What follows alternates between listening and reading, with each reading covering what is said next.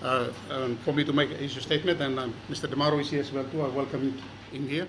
And Commissioner Crimes. In 2014, a warrant of arrest was issued for Prime Minister Peter O'Neill. A judicial review was sought on two grounds: that the Chief Magistrate, when issuing the warrant of arrest, acted without or in excess of her jurisdiction when no information was laid. The warrant of arrest also did not disclose an offence known in law and departs from elements of offence of official corruption prescribed by Section 87 of the Criminal Code. However, the courts, in its ruling on Tuesday this week, rejected these grounds of review and dismissed the proceedings as an abuse of process. Police Commissioner Gary Baki today said he welcomes the decision of the courts as the warrant is alive and can be executed anytime. The National Court refused to entertain an application for an extension on the stay order on the warrant of the arrest of the Prime Minister, the Honourable Peter O'Neill, on Tuesday this week. Most are asking what actions will the police take. As Commissioner of Police, I want every one of you to appreciate the fact that as the Commissioner of Police, I welcome the decision. I welcome the decision of the court as it now paves way for us to move forward in this matter. Mr. Baki said he has not been privy to the content of the investigations after taking over from former Police Commissioner Jeffrey Baki. In fact, Mr. Baki was the second Police Commissioner after the warrant of arrest was issued to the Prime Minister. Hence, Commissioner Baki said he will seek the assistance of Assistant Commissioner of Crimes and the Director of Fraud to fully appreciate content of the investigations before inviting the Prime Minister for an interview. We'll be engaging my Assistant Commissioner of Crimes and Director of Fraud, to fully appreciate the case and the investigations filed, and following that, of which I will invite the Prime Minister. Commissioner Baki says this is not a requirement by law, but an established protocol police have engaged over the years to leaders and high-profile people. He said everyone is innocent until proven guilty by law, and so leaders with higher stature must be respectfully dealt with. The Office of Fraud and Anti-Corruption has provided all technical advice to the Police Commissioner to execute the warrant. Chief Superintendent Matthew Domaru says they have presented a report on the court's decision on Tuesday this week to dismiss O'Neill's application to review his arrest. Mr. Domaru says the court's decision is absolutely clear and it is now up to the Commissioner to make the call.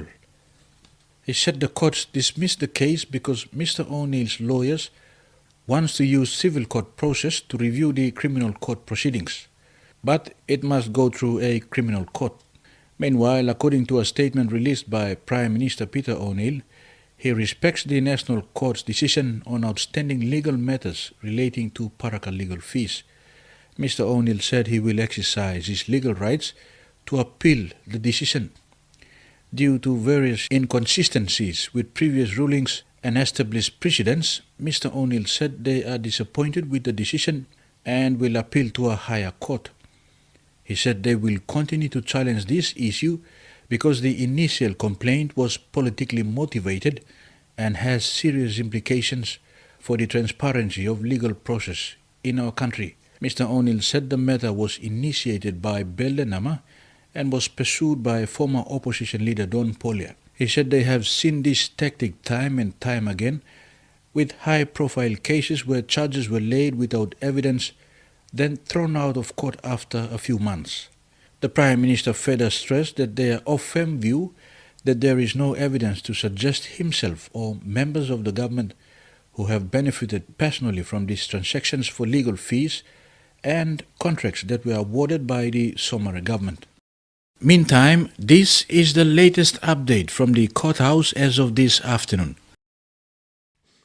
On Tuesday, Justice Colin McKyle handed down a ruling dismissing a judicial review application looking to set aside the arrest warrant issued in 2014.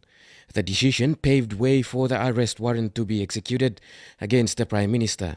However, lawyers representing Peter O'Neill, supported by the police commissioner, immediately filed an urgent application to stay the decision before appealing the matter. The stay application was heard by Chief Justice Se Salamo Injia and the orders granted. The main grounds of appeal relates to two Supreme Court decisions that the National Court judge was said to have failed to follow. Se Salamo says he's satisfied Mr. O'Neill has an arguable case and granted the orders in the application. Serious questions to be answered, and he stayed both the decision of the National Court and also has stayed the warrant of arrest pending the hearing and determination of the appeal. It will be adjourned to when? Well, now what happens is that the appeal will just proceed normally, that the matter will go to a directions hearing and then the appeal will be Are you satisfied with the outcome? satisfied much. with how it's going. Okay, thank Very you. relieved. All this means the Prime Minister will be heard at the High Court and won't be arrested until the Supreme Court makes its ruling. The case dates back to 2011 when over 70 million kina was paid to Paul Paraka lawyers for legal work. After ongoing investigations implicated the Prime Minister, an arrest warrant was issued by the District Court in July 2014. O'Neill was wanted for questioning over serious allegations of official corruption. However, a long judicial battle ensued and will still continue.